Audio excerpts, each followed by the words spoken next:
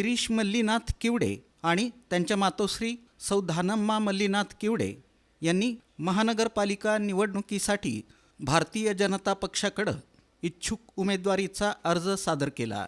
यावेळी भाजप सोलापूर कार्यालय मंत्री श्रीहरी मॅकल, भाजपचे सरचिटणीस डॉक्टर शिवराज सरतापे, भाजप सोलापूरचे चिटणीस मनोज कलशेट्टी, भाजपचे सदस्य रवी भवानी, श्री शिवयोगी सिद्धरामेश्वर यात्रेचे प्रमुख मानकरी सागर हिरेहब्बू, श्रीकांत घाडगे, सिद्धाराम कल्याणशेट्टी, गोपाल झंवर, अजित किवडे, वैष्णवी किवडे, मिलिंद शिंगशेट्टी यांची प्रमुख उपस्थिती होती। गिरीश किवडे हे सन 2009 पासून सामाजिक कार्यात सक्रिय असून 2010 पासून ते श्री सरस्वती सेवक तरुण मंडळाचे कार्याध्यक्ष म्हणून कार्यरत आहेत।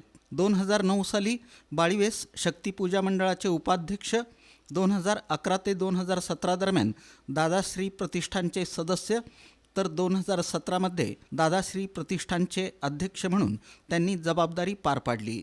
तसंच 2022 साली जगज्योती श्री महात्मा बसवेश्वर मध्यवर्ती महामंडळ सोलापूरचे अध्यक्ष म्हणून कार्यरत असताना त्यांनी नियोजनबद्ध आणि नाविन्यपूर्ण उपक्रम राबवून प्रभावी ठसा उमटवला।